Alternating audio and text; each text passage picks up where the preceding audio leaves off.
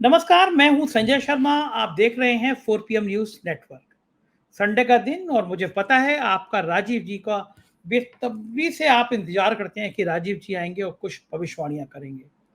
हर बार की तरह मैं फिर घोषणा कर दूँ कि अगर आपका ज्योतिष में इंटरेस्ट है, तो ये प्रोग्राम देखिए। ज्योतिष में रुचि ना हो तो बिल्कुल मत देखिए। मेरी ज्योतिष में रुचि है, इसलिए मैं राजीव जी के साथ ये कार्यक्रम करता हूँ। राजीव जी की कुछ भविष्यवाणियाँ गलत हुई हैं और बहुत सारी सही हुई हैं। पिछले दिनों में जो वो कह रहे हैं, वो लगातार लगभग सच होता चला जा रहा है। अदालतों के मामले में केजरीवाल की पार्टी के बारे में जो कह रहे हैं, वो शब्दशः सही हो रहा है। अंतर्राष्ट्रीय स्तर पर भारत की बदनामी को लेकर जो उन्होंने कहा, वो सही हो रहा है। तो मैं फिर गुजारिश करूँगा कि आपको ज्योतिष में इंटरेस्ट हो, तो ज़रूर देखिएगा। अपने अपने आत्म विवेक से पूछ कर देखिएगा। और आगे बढ़ने से पहले रिक्वेस्ट कि मेरे साथ आप लोग हैं, तो चैनल आज बहुत तरक्की कर रहा है। पिछले 28 दिनों में 23 करोड़ से ज़्यादा व्यू, यानी भारतीय जनता पार्टी को जितना वोट पूरे देश में मिला, उससे ज़्यादा व्यू तो केवल 28 दिनों में हमारे पास में आ गए। हम भारत में नंबर 1 पे हैं पॉलिटिकल कमेंटेटर में, सबसे ज़्यादा व्यू हैं। ये केवल आपका प्यार है कि हर 5 दिन में 1 लाख सब्सक्राइबर बढ़ रहे हैं, 4 दिन में 1 लाख सब्सक्राइबर बढ़ रहे हैं। ये आपके प्यार के बिना संभव नहीं है। यही प्यार बनाए रखिएगा। चैनल को कहिएगा दोस्तों को सब्सक्राइब करें, चैनल को जॉइन करें। बहुत खराब वक्त है। एक चैनल को केवल एक भारत सरकार के लेटर पे बंद कर दिया यूट्यूब ने। पता नहीं कब तक हमारा आपका साथ बना रहे, लेकिन जब तक है तब तक हम इसी तरह डंके की चोट पर बोलते रहेंगे, सच बोलते रहेंगे। फिर रिक्वेस्ट, चैनल को ज्वाइन करिए, सब्सक्राइब करिए। चलते हैं राजीव जी के पास। बहुत बड़े बड़े घोटाले किए हैं। ये हिंदू नववर्ष शुरू हो रहा है और उन्होंने बताया है कि हिंदू नववर्ष की जो जन्म पत्री बनी है, वो सत्ता के लिए कितना खतरनाक है, किस तरह सत्ता की विदाई दिखाई दे रही है इस काल में, इस योग में। पूरा इंटरव्यू सुनिएगा, बहुत मजा आएगा और फिर मुझसे बताइएगा कैसा लगा। चलते हैं राजीव जी के पास। राजीव जी, स्वागत है आपका 4 पीएम न्यूज नेटवर्क में। आपकी तो बिल्कुल धाक पूरी दुनिया में जमती चली जा रही है।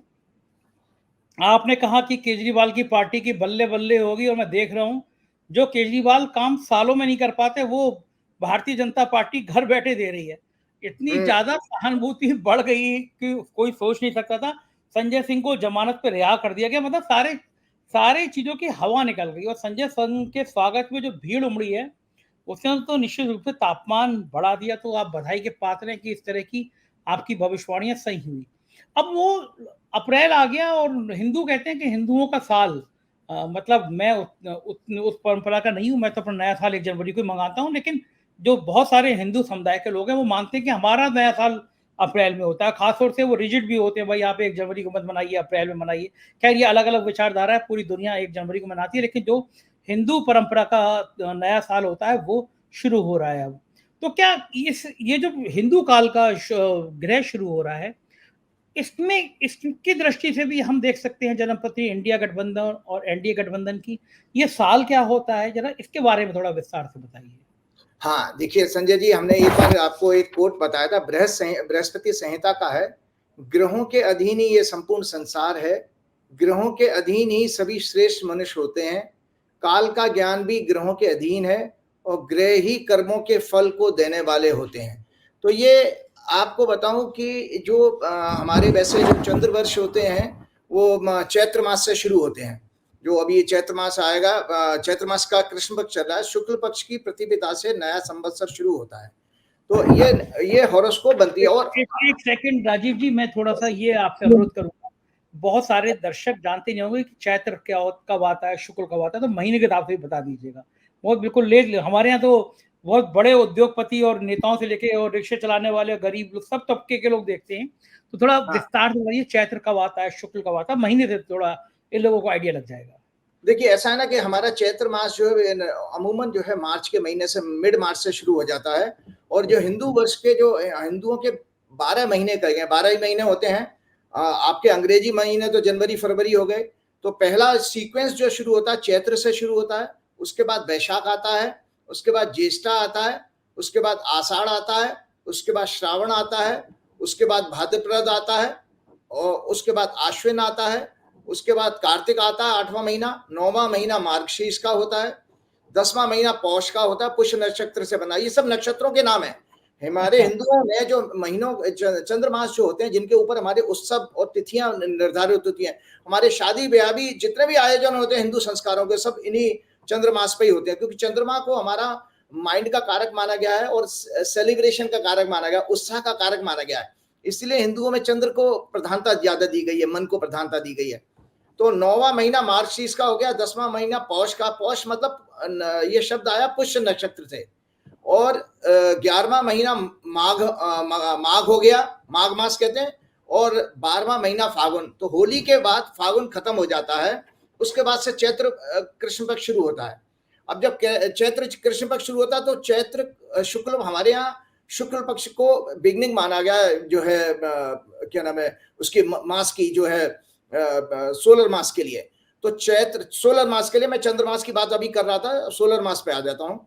तो हमारे हिंदू शब्द तो बेसिकली गलत है संजय जी, क्योंकि हिंदू शब्द अपने आप में ही अरबी लोगों ने दिया था। तो वो हमारे यहाँ सनातन धर्म करेक्ट वर्ड है, या वैदिक धर्म करेक्ट वर्ड है।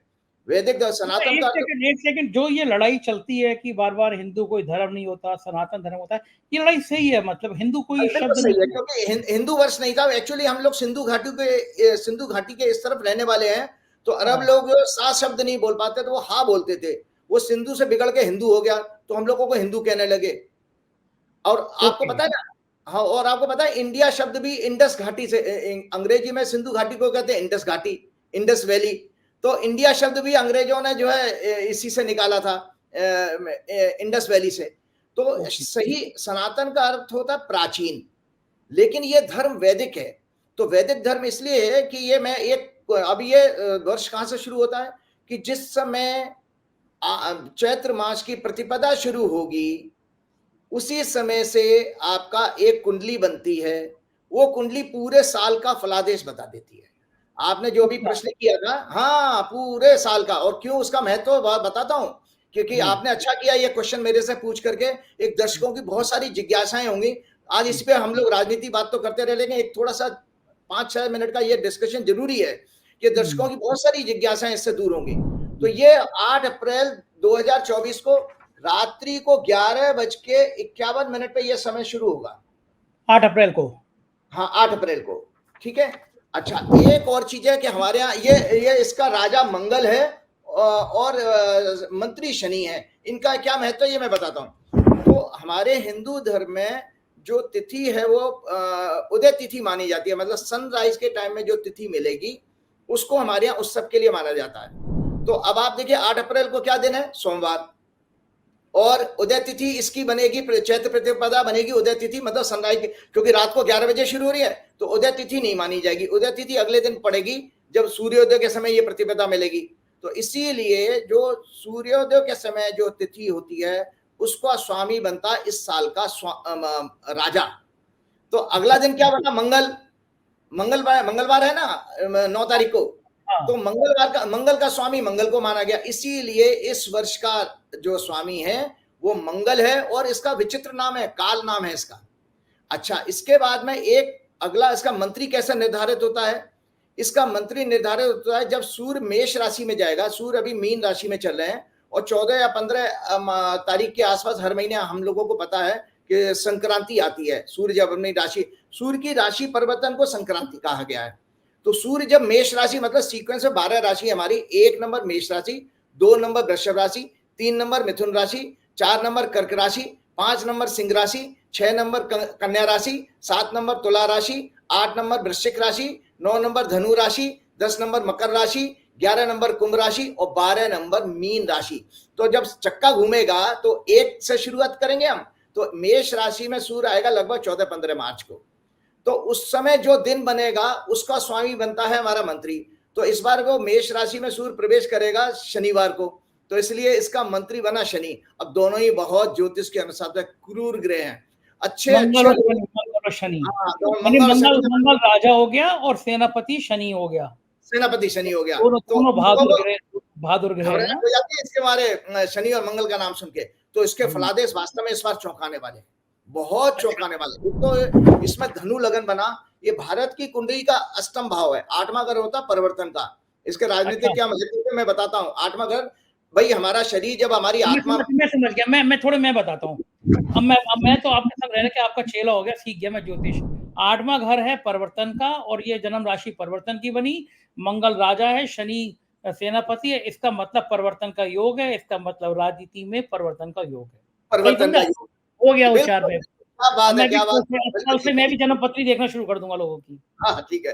अच्छा, हम्म। एक और चीज़ है, हमारे हिंदुओं में 4 प्रकार के नवरात्र होते हैं। एक चैत्र मास की प्रतिपदा से शुरू होता है नवरात्रि, और एक आश्विन मास में आते हैं जो श्राद्धों के खत्म होने के बाद, और 2 आषाढ़ और मघा नक्षत्र माघ मास में पड़ते हैं, वो गुप्त नवरात्रि का याद है, वो साधु संत मनाते हैं। गृहस्थ आदमी चैत्र मास के जो अभी शुरू हो रहे हैं 9 तारीख से नवरात्रा है, पहला दिन नवरात्रि का है 9 तारीख को, और आश्विन मास के आपके सितंबर अक्टूबर में आते हैं। तो ये अच्छा, 4 ज्यादा बड़े वो क्यों माने जाते हैं? अक्टूबर वाले ज्यादा बड़े माने जाते हैं, उसमें दुर्गा नहीं नहीं, का ऐसा जन्म कुछ था। नहीं है, ये ज्यादा बड़े माने जाते हैं। आपको बता देता हूँ, इसमें भगवान राम का जन्म इसी में हुआ है, नवमी के अच्छा। दिन। हाँ, इस चैत्र मास की नवमी को भगवान राम का जन्म हुआ है, तो इसलिए इसका बड़ा महत्व है। इसमें इसीलिए कहा जाता है शक्ति के साथ साथ, शक्ति मतलब देवी, देवी के साथ साथ शक्तिधर, उस शक्ति को धारण करने वाला कौन है? पुरुष मनुष्य भगवान राम। तो इसलिए इसमें देवी की और भगवान राम की आराधना का बहुत अच्छा विधान है इन नवरात्रों में। तो देखिए, जो संवत्सर शुरू हुआ हमारे हिंदू वर्ष में, क्या कहा जाता है इस दिन का स्वामी, देखिए इस दिन ऐसी मान्यता है हमारे वेदों के अनुसार, आपको बता देता हूं, क्योंकि ये सब नारद पुराण में दिखा रहा हूं, ये सारा वर्णन संवत्सर का और तिथि नक्षत्र का, इनका सबका नारद पुराण में है। अच्छा बताइए मुझे, ये मैंने इस पुराण के बारे में बहुत सुना है, मैंने पढ़ा नहीं है कभी भी। 2 बातें बताइए दर्शकों को, एक दो दर्शक ने मुझसे पूछा भी, ये नारद पुराण मिलेगा कहाँ, और दूसरा इस पे किस किस चीज का जिक्र है, नारद पुराण है क्या? भाई देखिए, नारद पुराण में आपकी एस्ट्रोनॉमी ज्यादा है। वैसे तो हमारे सारे देवी देवताओं की उत्पत्ति, सृष्टि की उत्पत्ति सारी इसी में मिलेगी। आज जो संवत्सर की बात मैं कर रहा हूँ, वो नारद पुराण और वामन पुराण में इसका बहुत उल्लेख है, विष्णु पुराण में भी है। तो जब तक आप इन को पढ़ेंगे नहीं, और ये गीता प्रेस के से सर मोस्ट ऑथेंटिक अगर कोई आपको पुस्तक मिलेगी तो गीता प्रेस से। तो इन पुराण, और 18 पुराण है, ये वेद व्यास जी ने लिखे थे द्वापर में, मतलब क्या नाम है, कलयुग में, द्वापर युग में वेद व्यास जी ने लिखे थे, ईशा से पहले लगभग 4 वेद 18 पुराण। 18 प्राण, ठीक है। आपने और पढ़े 11 हैं सारे? आपने सब पढ़े हैं? मैं काफी हद तक पढ़ा हूँ, काफी हद तक पढ़ा हूँ, मैंने 15-16 वेद साल से वेद पढ़ी हूँ। वेद चारों पढ़े होंगे आपने? वेद अध्ययन भी मैंने किया है, हाँ, किया है। अच्छा, बहुत बहुत मुश्किल होता है ये। तो जी सुनिए, जी। तो अब आप इसमें ये कि इसी पुराण में ये कहा गया है कि इस दिन जो है हमारे यहाँ जो अलग अलग संप्रदाय के लोग, और मजे की बात है, ये भारतवर्ष में नहीं, अरब देशों में हिजरी संवत्सर के नाम से जाना जाता है। अच्छा। और हाँ, हिजरी संवत्सर, और हिजरी का मतलब ये कहा गया है, हिजरी, इसकी उत्पत्ति अरब देशों में हुई। हिजरी का अर्थ है संकट में देश का त्याग। पैगंबर मोहम्मद 15 जुलाई 622 ईस्वी को अपना वतन मक्का छोड़कर मदीना चले गए थे, इसीलिए इसे हिजरी संवत कहा जाता है। अच्छा। हिजरी संवत, हाँ, वो मुसलमान लोग हिजरी संवत मानते हैं। और बंगाल में बंगला संवत माना जाता है, और महाराष्ट्र में, गुजरात में गुड़ी पड़वा के नाम से माना, बड़ा महत्वपूर्ण दिन है पूरी पड़वा, हाँ, बहुत गुड़ी भयंकर पड़वा। त्योहार, बहुत इसका बहुत अच्छा होता है। इसका महत्व ये है संजय जी कि हमारे इस पुराणों के अनुसार ये मान्यता है, जो इसमें पुराणों में वर्णन दिया है, कि ब्रह्मा जी ने इसी दिन सृष्टि की रचना की थी। अच्छा, ओके। हाँ, इसी दिन सृष्टि की रचना की थी, सारे लोगों की, 7 लोगों की रचना भी की थी। तो उत्पत्ति का, और आप देखिए, आप 1 जनवरी से साल जरूर मनाते हैं ना, तो 1 जनवरी वाले साल में सूर्य जो है उस समय धनु राशि में होते हैं, तो उस समय सूर्य, अब आप बताइए 1 से लेके 12 तक गिनती करो तो 9 नंबर तो बीच में आएगा, धनु मतलब 9 नंबर, तो वहां नया साल कहां से शुरू हो गया।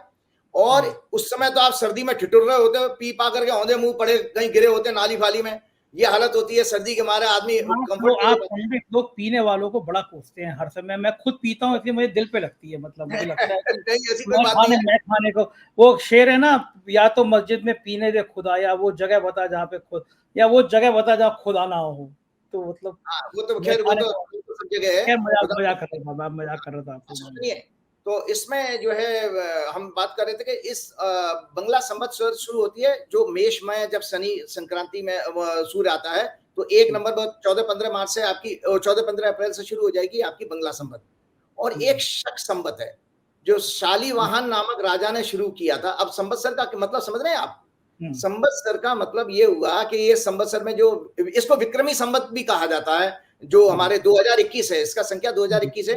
क्यों है? क्यों? लगभग आज से 2 ढाई हजार वर्ष पहले राजा विक्रमादित्य ने इसको पुनः शुरू किया था आपके सनातन धर्म, इसीलिए उनके नाम से ये विक्रमी संवत बन गया। और विक्रमी संवत में अगर आप जो है क्या नाम है, ईस्वी में 57 अगर घटा दे तो विक्रमी संवत बन जाता है। आपकी जैसे 2024 ईस्वी चल रही है ना, इसमें 57 वर्ष घटा दीजिए तो आपका वो संवत्सर बन जाएगा, क्या नाम है, विक्रमी संवत। तो इसका अर्थ ये है इसी दिन से। और आप एक और चीज है, प्रकृति भी इस चीज का संकेत देती है, दर्शक खुद जानते हो, पतझड़ होती है, नए पौधे नए पत्ते आना शुरू हो जाते हैं अपने आप ऑटोमेटिकली। आप देखिए कमाल की भगवान की सृष्टि की रचना है कि अपने आप से वो पुराने पत्ते झड़ रहे हैं, नए पत्ते आ रहे हैं, और एक अजीब सा धार्मिक माहौल है, वातावरण शुद्ध हो जाता है। तो इसका अर्थ है प्रकृति भी वो बताती है कि ये नया साल यहीं से शुरू हो रहा है, हमारी आपकी सोच से नहीं चलता है, वो तो प्रकृति का संकेत तो हमको मानना पड़ेगा। तो इस दिन हमारे यहाँ हिंदू धर्म में एक मान्यता है कि चूंकि सृष्टि के रचनाकर्ता कौन है, ब्रह्मा जी, तो ब्रह्मा जी की पूजा होती है, गणेश जी की पूजा होती है, घट स्थापना होती है, अब नवरात्रि में घट स्थापना। और ध्वजा, आपको पता है पहले के टाइम में हिंदू धर्म के लोग अपने अपने घरों पर ध्वजा बदलते थे। हिंदू धर्म के या अलग अलग धर्मों के मान्यता वाले लोग भी उसमें ध्वजा बदली जाती है। और अपने इष्ट देव का जो है इस दिन पूजन होता है।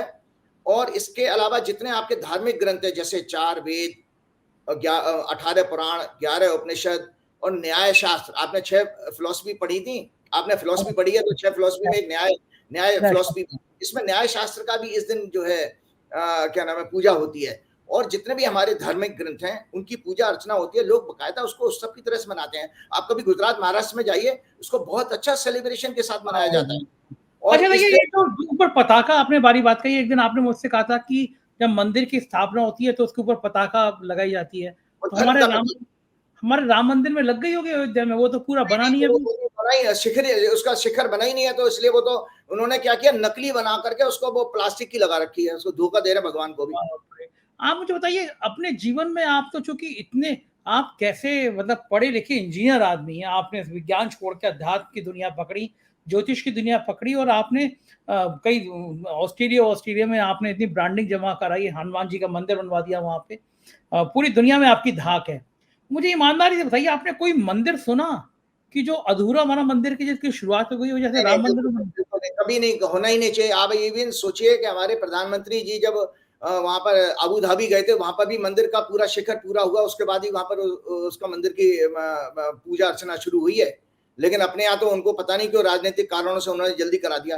एक और देखिए हमारे इसी में एक चीज और सवाल पूछूंगा आपसे, क्या यही कारण है, मैं पिछले 15 दिन से देख रहा हूँ किसी टीवी चैनल पे किसी भाषण में अब राम मंदिर का नाम ही नहीं ले रहे प्रधानमंत्री जी, राम मंदिर भूल गए वो? देखिए, ये तो मैं पहला व्यक्ति हूं, आपको पता है हर प्रोग्राम में मैंने स्टार्टिंग में ही कहा था कि राम मंदिर कोई मुद्दा नहीं बन पाएगा और इनको भगवान का आशीर्वाद मिलेगा नहीं, क्योंकि जिस तरह से जल्दबाजी में किया गया था और शंकराचार्यों की अवहेलना, उनकी बेइज्जती करके, उनको नेग्लेक्ट करके किया गया था। तो देखिए पुण्य आपके सामने कि आज हम सब भटक रहे हैं और किस तरह की बातें, हम उस पर विषय पे आएंगे। एक और संजय जी महत्वपूर्ण बात बताता हूँ, इस दिन पंचांग की पूजा होती है, ये हिंदू। अच्छा, हाँ, ये पंचांग हम लोग देखते थे, हम छोटे थे तो हमारे माता जी जो हैं वो इसमें देख के बताती थी कि पूर्णिमा कब है, और हमारे घर में हर साल आता था, हमें याद है कैलेंडर आता था, कैलेंडर पे वो टिक लगाया जाता था होली दिवाली पे, और ये पंचांग मेरे हर घर में आता था। इसी पंचांग के आधार पर आपके सारे विवाह के मुहूर्त, यात्रा के मुहूर्त, और उसमें नए मकान बनाने के मुहूर्त, गृह प्रवेश के मुहूर्त, सब मुहूर्त दिए हुए हैं, सारे त्योहार दिए। पूरी गणना ऐसी सटीक है कि आज से 5000 साल पुराना भी आप ले लीजिए तो वो सटीक आपको मिलेगी। इसमें अर्थक्वेक की टाइमिंग वगैरह, तो देखिए क्या विचित्र एस्ट्रोनॉमी है हमारी। उस समय के हमारे आचार्य कितने कैलकुलेटेड थे और सारी चीजों का जो है उसमें एक्यूरेट कैलकुलेशन करते थे। मैं आपको एक जानकारी बता देता हूं, इसका महत्व क्या है। पूर्व काल में राज ज्योतिषी इसी दिन से, राजा के राज ज्योतिषी होते थे, जैसे विक्रमादित्य जी के राज ज्योतिषी थे वराहमिहिर। पूर्व काल में राज ज्योतिषी इसी दिन से आने वाले वर्ष का फलादेश देखते थे, प्रेडिक्शन देते थे पूरे साल का, राजा का भविष्य, उसकी नीतियां, उसका जनता के ऊपर प्रभाव, जनता का व्यवहार, अर्थव्यवस्था, प्राकृतिक प्रकोप, वर्षा की अवस्था, कृषि, अनाज, फल सब्जी का उत्पाद, मौसम, युद्ध या आतंकवादी घटनाएं, भूकंप, दुर्घटनाएं, पड़ोसी राज्यों से संबंध, विश्व की राजनीति, बीमारी, महामारी, महंगाई इत्यादि का आकलन भी इसी संवत्सर की बनने वाली कुंडली के आधार पर होता था क्योंकि पहले। और भविष्यवाणी करते समय वर्ष का राजा, वर्ष का मंत्री कौन होगा, वर्षेश। जिस दिन वर्षेश वो होता है जब सूर्य हमारा आर्द्रा नक्षत्र में प्रवेश करता है, तो उस दिन, जिस दिन वो पड़ेगा, उस दिन का स्वामी आपका वर्षा का स्वामी माना जाता है, वर्षेश को कहा गया है। कि उसी से हमारे जोशी प्रेडिक्शन देते थे कि इस साल बारिश कैसी होने वाली है। और उसमें धनेश होता है, लॉर्ड ऑफ फाइनेंस भी इसके अंदर इसी संवत्सर में निकाला जाता है, और धानेश भी निकाला जाता है। धानेश मतलब धान, अनाज वगैरह का जो स्वामी है, जिनका प्रभाव उस कुंडली के साथ सामूहिक रूप से किया जाता है। आप सबसे बड़ी महत्वपूर्ण बात बता रहा हूं कि इसका जो मैंने आपको बताया, शक संवत जो है प्रतिवर्ष 22 मार्च को आता है। इसीलिए भारत सरकार के सामने ये समस्या रही होगी कि संवत्सर की जब तिथि है ये आगे पीछे होती रहती है, और शक संवत जो है फिक्स्ड है 22 मार्च को। इसीलिए हमारे भारत की सरकार ने उसको राष्ट्रीय संवत घोषित किया हुआ है। आप कैलेंडर अगर लेकर के आइए, उसमें शक संवत भी लिखा होगा, विक्रमी संवत भी लिखा होगा। विक्रमी संवत हमारी 9 तारीख से शुरू हो रही है, 8 तारीख से, और शक संवत 22 मार्च को होती है। और इसमें शक संवत, विक्रमी संवत में से अगर 135 घटा दीजिए तो शक संवत का संख्या मिल जाएगी हमको। बंगला संवत में 515 जोड़ दीजिए तो शक संवत मिल जाती है। ईसवी सन में जैसे 2024 चल रहा है, इसमें 57 जोड़ दीजिए तो विक्रमी संवत आपको मिल जाएगी। क्यों, 2081 चल रही है ना, 2024 में 57 जोड़िए तो कितना हो गया, 2080। तो हमारा 2081 संवत है। और शक संवत में 500 घटा दीजिए तो हिजरी संवत, जो मुसलमान जिसको मनाते हैं। आपको पता है इसके अलावा आपकी 6 ऋतुएं भी हैं।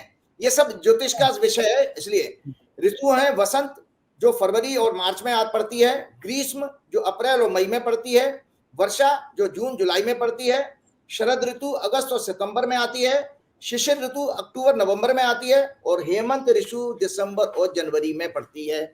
तो ये हमारे इसका है। अब मैं आपको जो एस्ट्रोलॉजिकल इसका मायने बताने जा रहा हूँ। मैं यही पूछने जा रहा था आपसे कि ये जो साल नया शुरू होगा, इस नए साल में चूंकि राजा मंगल है, शनि सेनापति है, तो एनडीए और इंडिया, इन दोनों गठबंधन पे इस साल के ग्रह क्या कहते हैं, ये बता दीजिए।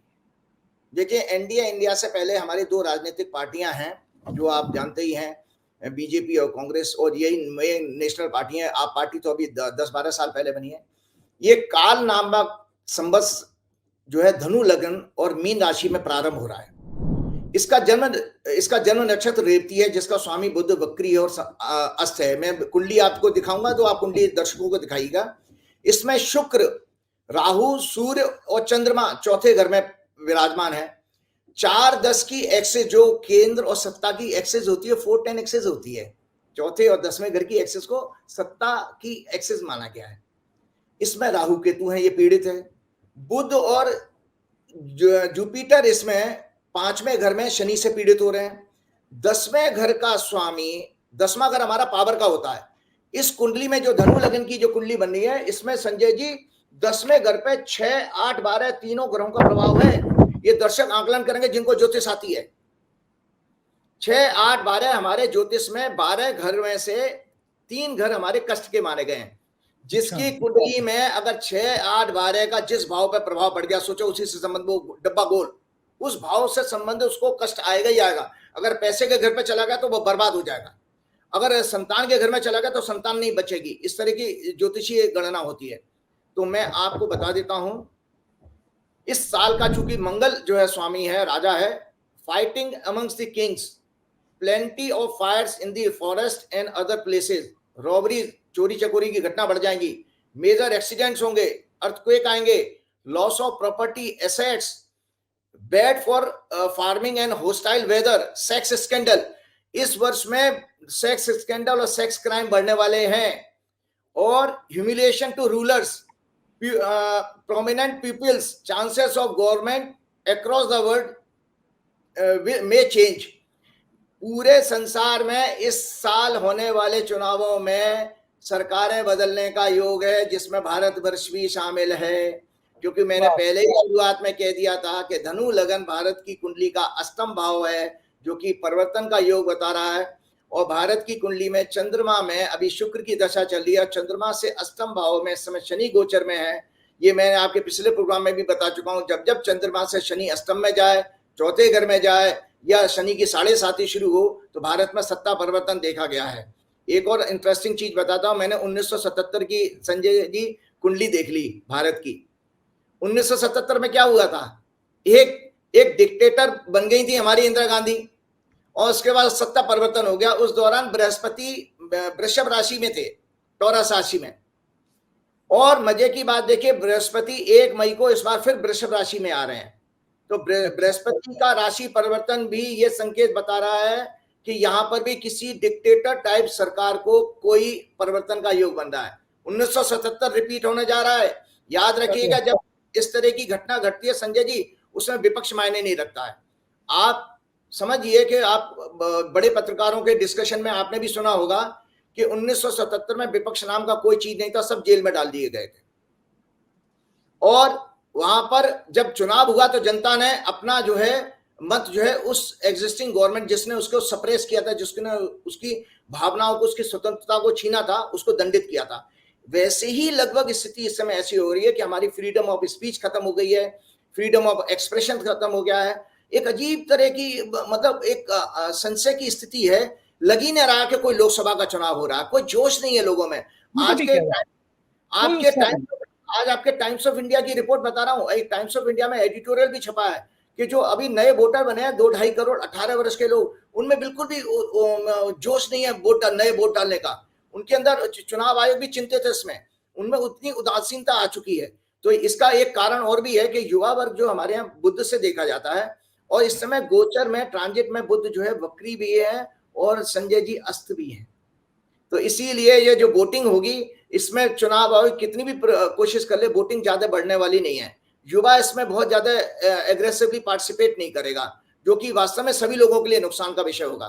तो मैंने आपको बताया कि इसमें unrest between rulers and people, जगह जगह विश्व में युद्ध जैसे हालात बनेंगे, प्रजा में रोग बढ़ेंगे, अन्न कष्ट भी बढ़ेंगे, आंधी तूफान, वायुयान दुर्घटनाएं, अग्निकांड, तस्करी, चोरी, ठगी, लूटपाट की घटनाएं बढ़ेंगी, सामाजिक असंतोष, आंदोलन बढ़ेंगे, बेईमानी, भ्रष्टाचार, हिंसा, उपद्रव की घटनाएं, लोगों का विवेक और बुद्धि कमजोर होंगे, असत्य बढ़ेगा और सत्य कम होगा। भारत की कुंडली में अष्टम भाव है और अष्टमेश गुरु पंचमेश बुध पीड़ित हैं। चुनाव के घर का स्वामी, एक चौंकाने वाली बात और भविष्यवाणी दे रहा हूं, चुनाव के घर का स्वामी शुक्र भी पीड़ित है। अतः चुनावी मैनिपुलेशन की संभावना नजर आ रही है। आपको जानकारी के लिए दर्शकों को बता देता हूं कि जो इलेक्ट्रॉनिक वोटिंग मशीन है वो एक ग्लैमराइज चीज है, ग्लैमरस है। तो इसमें हम शुक्र से देखते हैं, क्योंकि शुक्र हमारी भारत की कुंडली में चुनाव के घर का स्वामी है। तो ईवीएम का सॉफ्टवेयर और हार्डवेयर में भी कोई मैनिपुलेशन हो सकती है, ऐसे ग्रहों के आधार पर कह रहा हूं। क्यों कह रहा हूं? क्योंकि केतु से सॉफ्टवेयर आता है और हार्डवेयर देखा जाता है राहु से।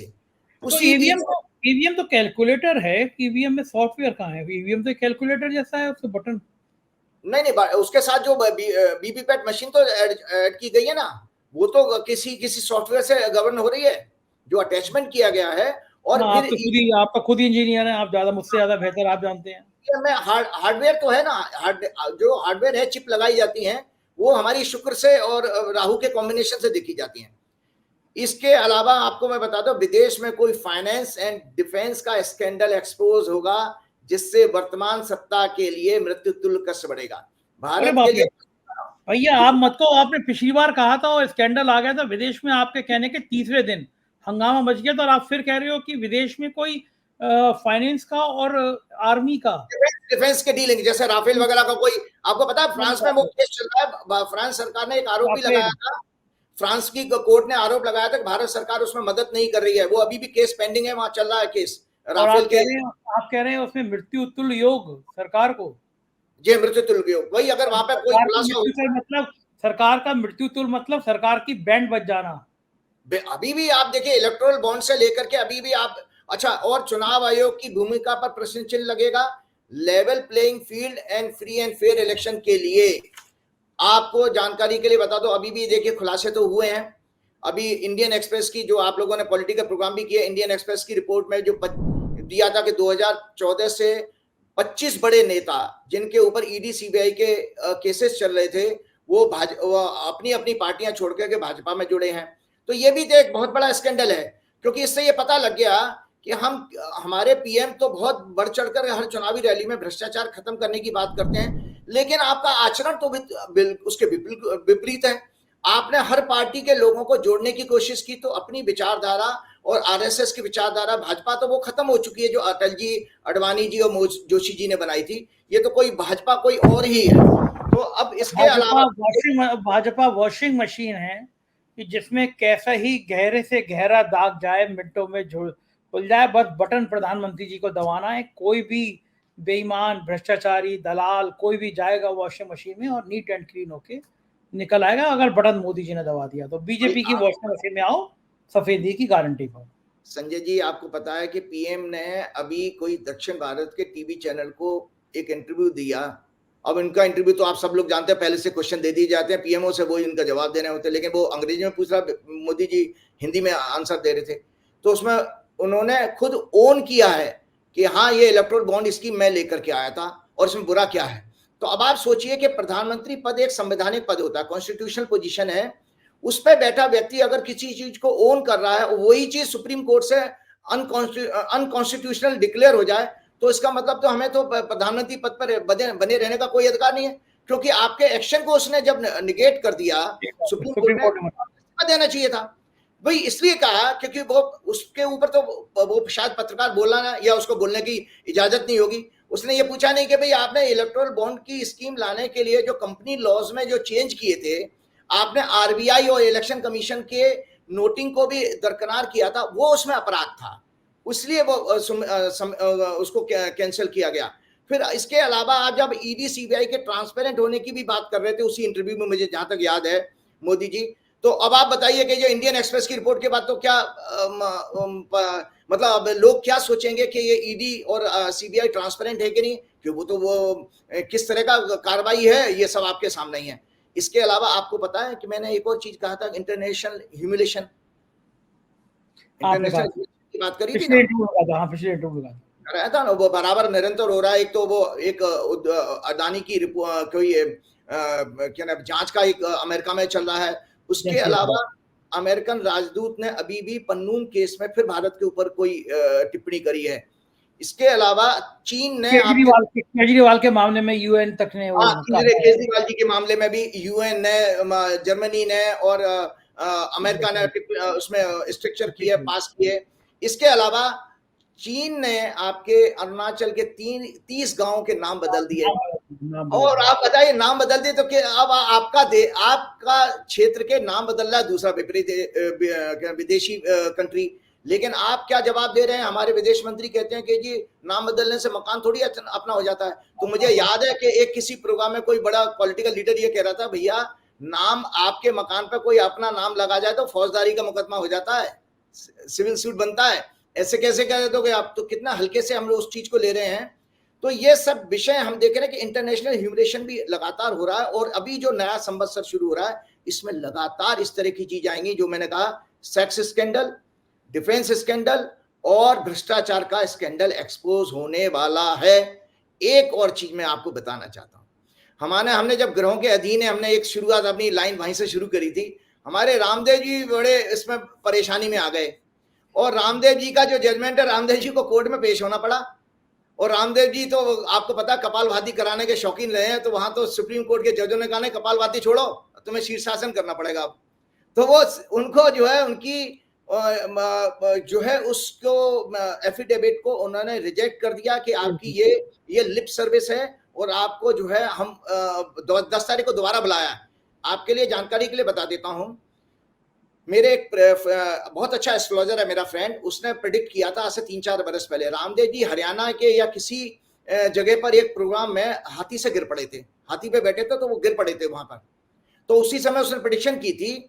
और इसके अलावा आपको संजय जी, आप तो काफी पॉलिटिकल इवेंट ही कवर करते हैं, मोदी जी भी वाराणसी के या कुंभ के मेले के टाइम में जब इंस्पेक्शन के लिए जा रहे थे तो गंगा घाट पर कहीं सीढ़ियों पर, जो सीढ़ियां बनाई जाती है ना टेम्परेरी, उस पर पैर फिसल गया था, गिर गए थे, ये वो बहुत झटके से वीडियो उड़ा दी गई। तो वो जो गिरे थे, तो हमारे शकुन शास्त्र के अनुसार ये जो पुस्तक है, इसमें हमारा जो है ग्रहण और शकुन शास्त्र का पूरी व्याख्या बृहत संहिता है, और ये विक्रमादित्य जी के राजगुरु वराहमिहिर ने लिखी है। अच्छा, ठीक है। तो इसमें शकुन शास्त्र के अनुसार ये कहा गया है कि हाथी से, घोड़े से गिरना या किसी राजा का ठोकर लग के गिरना, ये संकेत देता है कि उसके पतन का समय शुरू हो गया। तो एग्जैक्टली आपको बताऊं कि मोदी जी का भी डाउनफॉल, आप बेशक जांच एजेंसी हमारी काम तो कर ही नहीं सकती सरकार के खिलाफ, लेकिन जब भी जांच होगी, लेकिन उनका परसेप्शन कितना गिरा है, ये सारे खुलासे अब हो रहे हैं, वो उसी का कारण है। और रामदेव जी भी आप देखिए कि रामदेव जी ने एक और, मैंने किसी प्रोग्राम में पुरानी वीडियो देखी थी, वो मजाक उड़ा रहे थे ज्योतिष का, और वो कह रहे कोई शनि बनी और राहु वाहु कुछ नहीं होता, मेरा क्या बिगाड़ लेंगे। आज रामदेव जी से नहीं, बात बिल्कुल सही है। मैं गया था, रामदेव जी से मिला था, मैंने रामदेव का इंटरव्यू किया था, और बहुत लंबी 2-2.5 घंटे मेरी रामदेव से बात गुफ्तगू भी हुई थी। तो मुझसे कह रहे थे, मैं अंगूठी पहनता हूँ, तो मैं पन्ना और डायमंड पहनता हूँ, हीरा पन्ना पहनता हूँ, तो मुझसे कह रहे थे कि संजय तुम क्या ये अंधविश्वास फैलाते हो, देखो मैं हूँ, मैंने कोई अंगूठी नहीं पहनता, कोई ताबीज नहीं पहनता, मैं कोई शनि कोई राहु नहीं मानता, तो वो मैं किसी मूर्ति पूजा का नहीं करता। वो तो मंदिर में अब चूंकि ब्रांडिंग चल रही है आ गए, वरना वो मूर्ति पूजा भी नहीं करते थे रामदेव। वो कह रहे मैं ये सब कुछ ग्रह व्रह नहीं मानता, मुझसे उन्होंने खुद कहा ये बात। ऐसा ना, रामदेव जी आर्य समाज ही हैं। आर्य समाज में वो वेदों को मानते हैं, वो बाकी पुराणों को नहीं मानते, और वो मूर्ति पूजा में विश्वास भी नहीं करते हैं। दूसरी बात आपको रामदेव जी की बता देता हूँ कि रामदेव जी रामलीला मैदान से स्त्रियों के कपड़े पहन करके छिप करके भागे थे जब कांग्रेस ने डंडा बजाया था। तो उस समय रामदेव जी ने अनुष्ठान कराया था शनि का, मुझे उनके हाँ नजदीकी लोगों ने बताया था, क्योंकि लोगों ने कहा कि ये शनि की कृपा से तुम्हें वेश बदलना पड़ा। भगवान शंकर तक को तो शनि की दृष्टि से वेश बदलना पड़ा था, जब उन्होंने शनिदेव, ये पुरानी पौराणिक कहानी है, लंबा चौड़ा विषय। क्या कहानी थी, क्यों बदला था, क्या बात हो गई थी वो? देखिए, शनिदेव के बारे में ये कहा गया उनको दृष्टि दोष है, तो उनके पिताजी ने उनको श्राप दिया था। छाया के पुत्र हैं, सूर्य की जो 2 पत्नी हैं, उनमें एक पत्नी छाया थी, छाया से ये पैदा हुआ, काले थे तो इसलिए उनको कॉम्प्लेक्स भी रहता था, तो उनको दृष्टि दोष है। तो जब ये एक बार गणेश जी का जन्म हुआ, तो गणेश जी को देखने गए, तो वहां गणेश जी का उनकी दृष्टि पड़ी, तो गणेश जी का सर धड़ से अलग हो गया, वो शिव जी ने गर्दन अलग कर दी। इसी प्रकार शिव जी ने एक दिन ये कहा, वो ये पुराण की कहानी है कि भाई मैं देखता हूँ शनि तो मेरा भगत है, और शनि आपको पता है शिव जी का ही भगत है, तो बोले शनि मेरा भगत है, मेरा क्या बिगाड़ लेगा। उसके बाद जब शनिदेव उनके दर्शन करने के लिए गए, तो शिव जी वहां से गोल हो गए कैलाश से, और उन्हें वेश बदल के किसी हाथी का स्वरूप धारण कर लिया। क्यों? आज जो अंदर ही अंदर का उनका डर था, कोई किसी ने, शनिदेव ने कुछ नहीं किया, उनको वेश बदल के अपने उस पशु योनि में आना पड़ा। तो शनिदेव ने उनको साक्षात दर्शन देते हुए बोले, प्रभु देखा ये मेरा प्रभाव है कि आपको अपना ओरिजिनल स्वरूप छोड़ करके ये इस योनि में आना पड़ा। ऐसी तीसरी घटना द्वापर युग की भी कही जाती है कि जब भगवान कृष्ण का जन्म हुआ था, तो सारे देवी देवता उनको आशीर्वाद देने के लिए आए थे, शनिदेव भी आए थे। शनिदेव को अपना ये एहसास था कि मेरी दृष्टि खराब है और दृष्टि के कारण लोगों को नुकसान होता है, तो शनिदेव नीचे निगाह करके रहे, उन्होंने भगवान कृष्ण के पैरों को केवल दृष्टि दी है, चेहरे को नहीं देखा।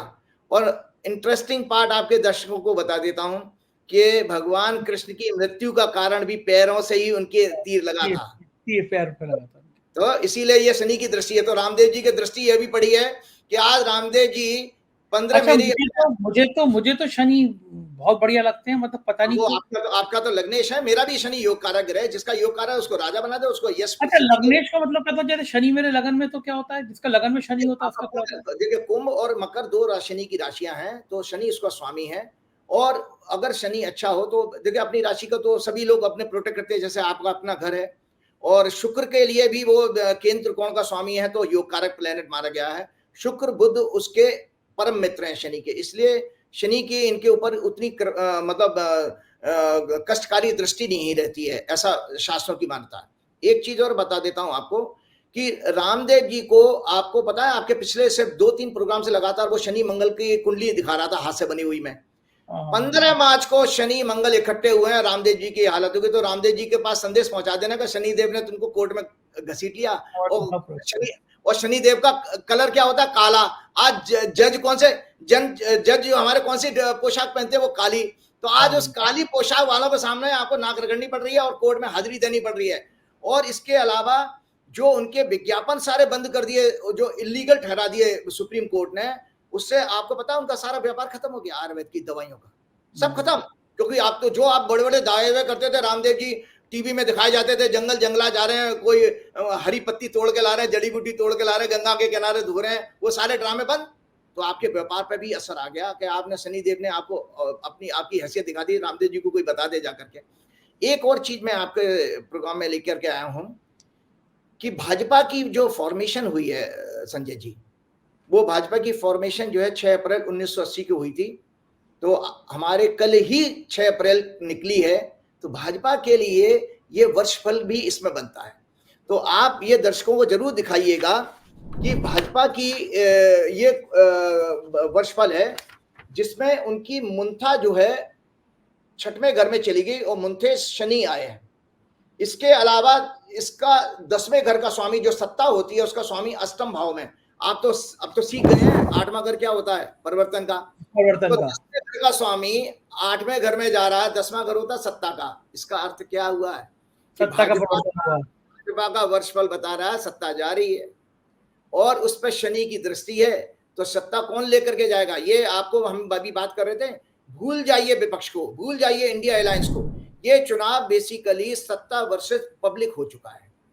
जो पब्लिक को, आपको मैं बताऊं, जब पब्लिक को जिस दिन ये एहसास हो जाएगा कि इस सत्ता के रहते हुए हमारी फ्रीडम ऑफ एक्सप्रेशन और फ्रीडम ऑफ जो है स्पीच कमजोर हुई है, हम स्वतंत्र रूप से अपनी सरकार को अपनी पॉलिसी के लिए बात नहीं कर सकते, बेरोजगारी बढ़ी है, नौकरी नहीं मांग सकते, वगैरह वगैरह जो मुद्दे हैं। एक इंटरेस्टिंग चीज तो मैं आपको ये बता रहा हूँ, आपने मुझसे कहा कि वो अभिव्यक्ति की आजादी, आप देखिए कल यूट्यूब ने मेल किया है, बोलता हिंदुस्तान एक चैनल है, यूट्यूब का मेल आया कि भारत सरकार ने कहा है कि आपकी जो कंटेंट है वो ठीक नहीं है, इसलिए हम आपका चैनल बंद करते हैं, ब्लॉक करते हैं, और भारत सरकार का जो पत्र है वो कॉन्फिडेंशियल है, इसलिए बता नहीं सकते कि क्या लिखा है उसमें। आप देखिए बिना कहे कुछ कहे यूट्यूब चैनल बंद हो गया। अब अगर तुम्हारी 400 पार आ रही है तो डरे क्यों? यूट्यूब को बंद क्यों कराना चाह रहे हो? गोदी मीडिया के चैनल तो खरीद ही लिया तुमने। अगर यूट्यूबर कुछ बोल रहे हैं, हो सकता है राजीव जी मेरी ही आपकी आखिरी बात हो, हमारे भी चैनल को बंद कराने की, या और लोग वो चैनल को जो बातें तकलीफ दे रही हैं वो बंद क्यों? हमारा नाम, चूंकि देश में सबसे ज्यादा व्यूअरशिप हमारी है, पिछले 28 दिनों में 23 करोड़ से ज्यादा व्यू देख चुके, यानी पूरे बीजेपी को देश भर में जितना वोट मिला है उससे ज्यादा व्यू तो हमारे 28 दिन में आ गए हमारे चैनल पे। तो ये बात भी अखरेगी सत्ताधारी को। तो लेकिन ये डेमोक्रेसी का तो खत्म है कि आप यूट्यूब को देखोगे इनका चैनल बंद है, यूट्यूब भी प्रेशर में वो बंद कर देगा आपका। तो डेमोक्रेसी कहाँ बच रही है देश में? खत्म ही हो रही है। एक अभी किसी यूट्यूबर ने बहुत अच्छा प्रोग्राम तानाशाह हेडलाइन करके बनाया था, डेमोक्रेसी में भारत जो है नीचे की पायदान से जस्ट एक स्टेप ऊपर है। मतलब यहाँ पर चुनाव हो रहे हैं लेकिन बाकी आपके डेमोक्रेटिक इंस्टीट्यूशन खत्म हो चुके हैं। ये विश्व भी में इस चीज को मानने लगा है। अभी पिछले दिनों को एक रिपोर्ट आई थी हैप्पीनेस इंडेक्स की, पाकिस्तान से भी नीचे थे हम। हाँ, तो मैं आपको बता रहा हूँ, हैप्पीनेस इंडेक्स में भारत की जो रैंक है 126 मिली है, जो कि चीन, पाकिस्तान, नेपाल और बांग्लादेश से भी गई गुजरी है। चीन, पाकिस्तान, बांग्लादेश से भी गई गुजरी है। अब हैप्पीनेस रैंकिंग का दर्शकों की नॉलेज के लिए बताते तो क्या बेस होता है इनका, कि किस रूप में वो हैप्पीनेस इंडेक्स डिसाइड करते हैं। Happiness ranking is based on individuals of life satisfaction as well as GDP per capita income. GDP per capita income Bharatvarsh में बहुत कम है, नीचे पायदान से है। Social support, healthy life expectancy, freedom of expression and speech. तो इसमें हैप्पीनेस इंडेक्स में जोड़ा गया है कि अगर आपकी कंट्री में फ्रीडम ऑफ स्पीच और फ्रीडम ऑफ एक्सप्रेशन नहीं है तो वो इसका मतलब आप खुश नहीं हो, क्योंकि प्रजातंत्र का मतलब क्या है। और जेनरोसिटी एंड करप्शन, करप्शन भी हमारे यहाँ के, करप्शन का इतना बड़ा कांड खुल गया इलेक्टोरल बॉन्ड का, सबको पता है। और जो नोटबंदी भी, आपके सुप्रीम कोर्ट के जो जज 5 जजों की खंडपीठ थी, उसमें एक महिला जज थी, उन्होंने खुद कहा कि भाई जो अभी 2-3 दिन पहले ही न्यूज आई थी कि भाई जो नोटबंदी लाई गई थी उससे तो काला धन कम नहीं हुआ बल्कि बढ़ गया। वो काला धन में तो लोगों ने, उद्योगपतियों ने और पार्टी के लोगों ने काला धन सफेद कर लिया। तो ये हैप्पीनेस इंडेक्स जो हम बात कर रहे थे, हाँ वो बिल्कुल। तो हैप्पीनेस इंडेक्स की जब हम बात करें तो हैप्पीनेस इंडेक्स इस पर डिपेंड करता है। और हमारे देश में इसके विपरीत क्या है? धर्म का पाखंड, स्वार्थ, घृणा, नफरत, हिंसा, द्वेष, बेरोजगारी, किसानों मजदूरों की खस्ता हालत, युवाओं की 45 वर्षों में सबसे ज्यादा बेरोजगारी, 80 करोड़ से ज्यादा 5 किलो अनाज पर आश्रित हैं। केवल और केवल एक व्यक्ति का महिमा मंडन, अंधभक्ति, सत्ता के द्वारा असत्य झूठ पाखंड का प्रचार, freedom of speech and expression धरातल पर है। सत्ता के द्वारा लोगों के प्रति झूठे मुकदमे लगाकर उनको जेल में डाला जाता है। और हैप्पीनेस मिलती कहां से, मैं आपको बताऊं। देखिए, तो ये चीजें, अब मैं आ जाता हूं इसके बाद पे जो आपकी वार्षिक फल की जो बात कर रहा है, उसके बाद हम प्रोग्राम आपका समाप्ति की तरफ लेकर। पता नहीं चला 45 मिनट होगा, पता नहीं चला आपसे बात करते। हाँ, देखिए, इसमें भाजपा की स्थापना हुई, इसका मिथुन लग्न है, वृश्चिक राशि है, चंद्रमा नीच का होकर झगड़े मैनिपुलेशन के 6वें घाव में बकरी मंगल और राहु केतु से पीड़ित है। वर्तमान वर्षफल भाजपा का 24-25 का 6 अप्रैल 2024 को साय 6:31 पर शुरू हो रहा है, हो गया है। इसमें भाजपा के जन्म कुंडली का चौथा घर यानी सिंहासन का भाव उदय हो रहा है। इसका स्वामी बुध बकरी और अस्त होकर अष्टम भाव में यानी परिवर्तन के भाव में शनि से पीड़ित है। इसलिए वर्षफल भी संकेत दे रहा है कि इस भाजपा को सत्ता नहीं मिलने जा रही है। सप्तमेश और चतुर्थेश गुरु भी अष्टम भाव में पीड़ित है। अतः भाजपा की प्रतिष्ठा निरंतर निम्न स्तर पर, लो लेवल पर भ्रष्टाचार और अन्य अनैतिक राजनीतिक पॉलिसी एक्शन के कारण गिरेगी। 49 वर्ष के स्वामी शनि 6वें भाव में, जो इनके लिए भविष्य में कानूनी लिटिगेशन और उनके महत्वपूर्ण नेताओं के गंभीर बीमारियों और अशुभ समाचार का योग बना रहे हैं। इस वर्ष पार्टी के बिखरने और टूटने का सहयोगियों के साथ झगड़े होने का भी योग है। आपको बताएं, महत्वपूर्ण नेताओं की बीमारी हारी का योग है। अभी 2-1 दिन पहले ही सुशील मोदी जैसे बड़े पत्रकार, बड़े नेता ने, उन्होंने कहा कि उनको कैंसर डायग्नोज हो गया है और उन्होंने प्रचार से मना कर दिया, उनका एडवांस स्टेज में है कैंसर। तो ये बड़े खराब है। इसके विपरीत कांग्रेस की कुंडली भी थी। कांग्रेस की 2 जनवरी को स्थापना हुई थी 1978 को, तो कांग्रेस का वर्षफल जनवरी में शुरू हो गया। इसके विपरीत कांग्रेस की कुंडली बहुत अच्छी आ रही है। मैं तो ग्रहों की गणना कर रहा हूं क्योंकि मेरा कोई राजनीतिक किसी से लगाव नहीं है। कांग्रेस 3 लग्नों कन्या राशि की जन्म कुंडली है। इनका वर्षफल 3 जनवरी 2024 को प्रातः 7:08 पर प्रारंभ हुआ, जिसमें इनका 10वां भाव सत्ता का धनु लगन उदय हुआ है। इसको स्वामी 5वें भाव में बैठकर लग्न को देख रहा है और राजयोग का संकेत दे रहा है। मतलब कांग्रेस की कुंडली में राजयोग आ रहा है और भाजपा की कुंडली में सत्ता परिवर्तन। तो ये आने वाला वर्षफल भी भाजपा के लिए अच्छा संकेत नहीं दे रहा है। जाते जाते एक मैं बहुत अच्छी एक आर्टिकल आया था, दर्शकों के साथ चंद लाइनें शेयर करूंगा जो हेल्थ के ऊपर है। और जाने अनजाने में आप देखिए, मैं पिछले 5-6 प्रोग्राम से आपके प्राण प्राण प्राण के ऊपर बात करता रहा, तो उसमें उन्होंने बताया कि जो इमोशनल टर्मोइल है उससे कैसे बचा जाए। ये आज पूरे, क्योंकि भारत देश की चंद्रमा की दशा चल रही है, तो इमोशनल कॉन्फ्लिक्ट, डिप्रेशन, इमोशंस में रेस्टलेस होकर के परेशान होना, एंजाइटी, स्ट्रेस, ये सारी चीजें हमारे समाज में हर घर में पहुंच गई हैं और हर वर्ग में पहुंच गई है। गांव देहात में भी मैंने देखा लोग टेंशन में। तो उसमें दिया है कि we get trapped in an emotional mayhem, we feel horrible, ruminated over irrational thoughts and end up engaging in dysfunctional behaviors, the reaction which we regret later। हमारे कुछ व्यवहारिक जो व्यवहार होता है वो इस तरह का हो जाता है जिसको बाद में फिर हम अफसोस करते हैं जिसके लिए। तो आपको पता, एक रिसर्च आई है, न्यूरोसाइकोलॉजिकल रिसर्च, उसमें ये सिद्ध हो गया है कि हमारे ज्यादातर इमोशंस नेचुरली प्रोग्राम्ड होते हैं जो 90 सेकंड में ही खत्म हो जाते हैं। संजय जी, जो हमारे बुरे विचार आते हैं वो 90 सेकंड में ही खत्म हो जाते हैं। सिर्फ आपको चाहिए क्या, उसके पास एक कोई टेक्निक, एक कला ऐसी चाहिए कि वो 90 सेकंड तक उनको पकड़ के रखना, कंट्रोल ओवर पावर ना होने दें, हम उसको अपने ऊपर हावी ना होने दें। तो सबसे सुंदर कहा गया है कि to control such emotions we need to stop justifying ourselves. पहले तो अपने आप को जस्टिफाई करना बंद कर दो, क्योंकि जज तो आप नहीं हो सकते ना भाई। जिंदगी में यह हमेशा उसूल याद रखो, एक कि आप एग्जामिनर हो कि एग्जामिनी, एक ही काम अदा कर सकते हो, परीक्षा लिख सकते हो या परीक्षक बन सकते हो। तो उसमें हमें जस्टिफिकेशन बंद कर देना चाहिए। दूसरा बात है कि दूसरा क्या सोच रहा है इसकी तरफ ध्यान देना बंद कर दें। तो उसमें सबसे सुंदर कहा गया, सबसे सुंदर जो बात मैंने आप लोगों को बताता था, वो स्टेटमेंट क्या लिखा, practice deep breathing through abdomen several times in a day. और मैं आप लोगों को क्या कहता था कि पेट से सांस लेना शुरू कर दीजिए और दिन में कई बार करिएगा।